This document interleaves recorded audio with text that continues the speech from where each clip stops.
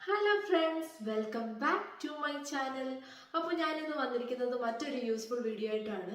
നിങ്ങൾ അയർലൻഡിലേക്ക് വരാനിരിക്കുന്ന ഒരു നേഴ്സ് ആണെങ്കിൽ നിങ്ങൾ ഉറപ്പായിട്ടും ഫേസ് ചെയ്യേണ്ടതാണ് ഇന്റർവ്യൂ. അത് പ്രൈവറ്റ് ഹോസ്പിറ്റൽ ആയാലും, പ്രൈവറ്റിന്റെ നഴ്സിംഗ് ഹോം ആയാലും, HSC ഹോസ്പിറ്റൽ ആയാലും, HSCയുടെ നഴ്സിംഗ് ഹോം ആയാലും, എന്തായാലും നിങ്ങൾ ഈ ഒരു ഇന്റർവ്യൂ ഫേസ് ചെയ്തേ പറ്റത്തുള്ളൂ. ചിലർക്ക് അത് ഡയറക്റ്റ് ഇന്റർവ്യൂ ആയിരിക്കും, ചിലർക്ക് സ്കൈപ്പ് ഇന്റർവ്യൂ ആയിരിക്കും. അപ്പോൾ ഇന്നത്തെ വീഡിയോയിൽ ഞാൻ നിങ്ങളുമായിട്ട് ഷെയർ ചെയ്യാൻ പോകുന്നത് ഇന്റർവ്യൂവിന്റെ സമയത്ത് നിങ്ങൾ എങ്ങനെ ബിഹേവ് ചെയ്യണമെന്നും അതേപോലെ തന്നെ ഇന്റർവ്യൂവിന്റെ സമയത്ത് ചോദിക്കാൻ ചാൻസ് ഉള്ള കുറച്ച് ജനറൽ ക്വസ്റ്റ്യൻസും ആണ്. അപ്പോൾ നമുക്ക് സ്ട്രേറ്റ് വീഡിയോയിലേക്ക് പോകാം.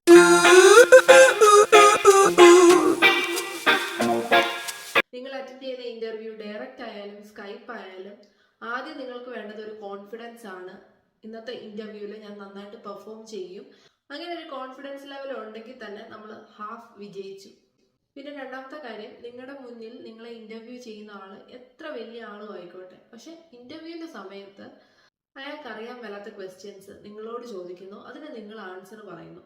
ആ ഒരു ഫീലിൽ വേണം നിങ്ങൾ ഇന്റർവ്യൂവിന് ഇരിക്കാനായിട്ട്. അല്ലാതെ എന്നെക്കാട്ടിലും നന്നായിട്ട് അയാൾക്ക് അറിയാം, ഞാൻ പറയുന്നതൊക്കെ തെറ്റായി പോവോ എന്നൊരു ടെൻഷനിൽ ഇരുന്ന് കഴിഞ്ഞാൽ നിങ്ങളുടെ ഇന്റർവ്യൂ സമയത്തുള്ള പെർഫോമൻസ് 50% ഡൗൺ ആയിരിക്കും. അതുകൊണ്ട് ഒരിക്കലും അങ്ങനെ വിചാരിക്കരുത്. നിങ്ങളോട് ചോദിക്കുന്ന ആൾക്ക് ആ ഒരു ടോപ്പിക്കിനെ കുറിച്ച് അത്രയ്ക്ക് അറിയാത്തത് കൊണ്ട് നിങ്ങളോട് ചോദിക്കുന്നു. അപ്പൊ നിങ്ങൾക്ക് അറിയാവുന്ന കാര്യങ്ങൾ നിങ്ങൾ പറഞ്ഞു കൊടുക്കുന്നു.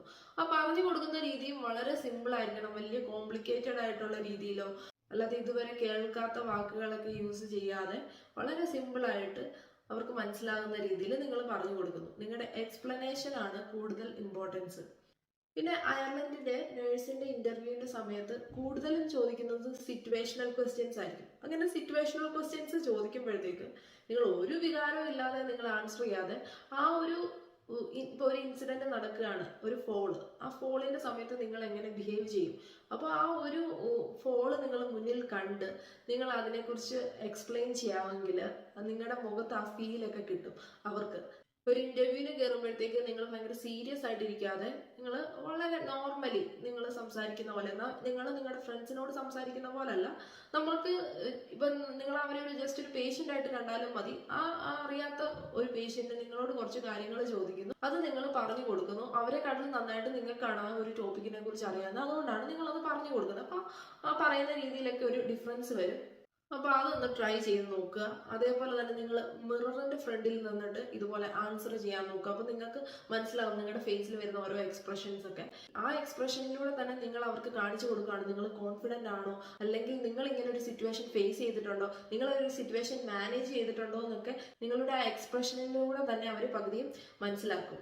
അതേപോലെ തന്നെ അവർ ചോദിക്കുന്ന ഒരു ക്വസ്റ്റ്യൻ നിങ്ങൾക്ക് ക്ലിയർ ആയിട്ടില്ലെങ്കിൽ നിങ്ങളത് ക്ലിയർ ആയിട്ടില്ല, ഒന്നുകൂടെ റിപ്പീറ്റ് ചെയ്യാമോ എന്ന് ചോദിക്കുക. അതിന് ഒരു മടിയും കാണിക്കേണ്ട ആവശ്യമില്ല.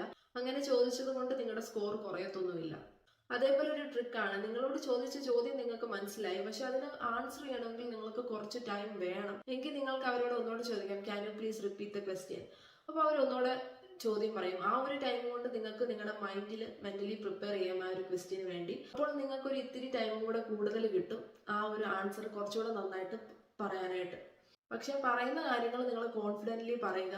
നിങ്ങൾ പറഞ്ഞ കാര്യങ്ങൾ തന്നെ ചിലപ്പോൾ അവർ ഒന്നുകൂടെ തിരിച്ചും മറിച്ചൊക്കെ ചോദിക്കാൻ ചാൻസ് ഉണ്ട്, നിങ്ങൾ കോൺഫിഡൻ്റ് ആണോ എന്ന് അറിയാൻ വേണ്ടി. ഇപ്പൊ ചില കാര്യങ്ങൾ നിങ്ങൾ പറയുന്നത് തെറ്റിയെങ്കിൽ തന്നെ നിങ്ങൾ പറയുന്നതിൽ നിങ്ങൾ ഉറച്ചു നിൽക്കാമെങ്കിൽ അവിടെ നിങ്ങളുടെ ഒരു കോൺഫിഡൻസ് ലെവലും കൂടാണ് കാണിക്കുന്നത്. അതേപോലെ തന്നെ നിങ്ങൾ ഇരിക്കുന്ന രീതി, നിങ്ങളുടെ കൈ വറയ്ക്കുന്നവരാണെങ്കിൽ, പേടി വരുന്ന സമയത്ത് മുട്ടൊക്കെ കൂട്ടിയിടിക്കുന്നവരൊക്കെ ആണെങ്കിൽ നിങ്ങൾ ഇരിക്കുന്ന സമയത്ത് നിങ്ങളുടെ കൈ നിങ്ങളുടെ ലാപ്പിൽ വെക്കുന്നതായിരിക്കും നല്ലത്. കാരണം നിങ്ങളത് ടേബിളിൽ വെച്ച് കഴിഞ്ഞാൽ അവർ അത് കാണും, നിങ്ങളുടെ കൈയൊക്കെ ഒന്ന് ഷിവർ ചെയ്യുന്നത്. അപ്പോൾ അതൊക്കെ നിങ്ങൾക്ക് കോൺഫിഡൻസ് ഇല്ല എന്നായിരിക്കും അവർ കരുതുന്നത്, അല്ലെങ്കിൽ ഒരു സിറ്റുവേഷൻ വന്നാൽ നിങ്ങൾക്ക് അത് മാനേജ് ചെയ്യാൻ ബുദ്ധിമുട്ടായിരിക്കും എന്നൊക്കെ അവർ കരുതും. സോ അത് അവോയ്ഡ് ചെയ്യാനായിട്ട് നിങ്ങൾ നിങ്ങളുടെ കൈ താഴെ വെക്കുക, ലാപ്പിൽ വെക്കുക, ടേബിളിൽ വെക്കാതെ. പിന്നെ ഇന്റർവ്യൂവിന് കയറുന്നതിന് മുന്നേ ഒരു ഇത്തിരി വെള്ളം കുടിച്ചിട്ട് കയറുക. നിങ്ങളുടെ ത്രോട്ടൊക്കെ ഡ്രൈ ആയി പോവായിരിക്കും കയറാൻ ടൈം ആകുമ്പോഴത്തേക്ക്. അതുകൊണ്ട് ഒരു സിപ്പ് വാട്ടറെങ്കിലും കുടിച്ചിട്ട് കയറുന്നതായിരിക്കും നല്ലത്. സോ ഇങ്ങനെയുള്ള മൈന്യൂട്ട് ആയിട്ടുള്ള കാര്യങ്ങൾ നിങ്ങൾ ശ്രദ്ധിച്ചാൽ നിങ്ങൾ ആ ഇന്റർവ്യൂവിൽ 50% സ്കോർ ചെയ്ത് കഴിഞ്ഞു. ഇനി അടുത്തത് ജനറൽ ക്വസ്റ്റ്യൻസ് ആണ്. ഒരു ഇന്റർവ്യൂവിന്റെ സമയത്ത് കോമൺ ആയിട്ട് ചോദിക്കാൻ ചാൻസ് ഉള്ള ക്വസ്റ്റ്യൻസ്. പക്ഷെ അതും കൂടി ഈ വീഡിയോയിൽ ഇൻക്ലൂഡ് ചെയ്ത് കഴിഞ്ഞാൽ വീഡിയോ ഒത്തിരി നീണ്ടുപോകും. അതുകൊണ്ട് ഞാനതൊരു പാർട്ട് 2 ആയിട്ട് ചെയ്യാം. അപ്പോൾ ഇന്നത്തെ വീഡിയോ നിങ്ങൾക്ക് യൂസ്ഫുൾ ആയെങ്കിൽ നിങ്ങളത് കമൻറ്റ് ചെയ്യണം. അതേപോലെ തന്നെ ജനറൽ ക്വസ്റ്റ്യൻസ് എന്താണെന്നൊക്കെ അറിയാൻ താല്പര്യം ഉണ്ടെങ്കിൽ അതും നിങ്ങൾ കമൻറ്റ് ചെയ്യുക. അങ്ങനെയാണെങ്കിൽ ഞാൻ പാർട്ട് 2 എന്ന് പറഞ്ഞൊരു വീഡിയോയും കൂടെ ചെയ്യാം. അപ്പോൾ അത്രേ ഉള്ളൂ ഇന്നത്തെ വീഡിയോ യൂസ്ഫുൾ ആയി തോന്നിയെങ്കിൽ വീഡിയോ ലൈക്ക് ചെയ്യാനും ഷെയർ ചെയ്യാനും കമന്റ് ചെയ്യാനും സബ്സ്ക്രൈബ് ചെയ്യാനും മറക്കരുത്. മറ്റൊരു യൂസ്ഫുൾ വീഡിയോ ആയിട്ട് കാണുന്നവരെ ബൈ ബൈ.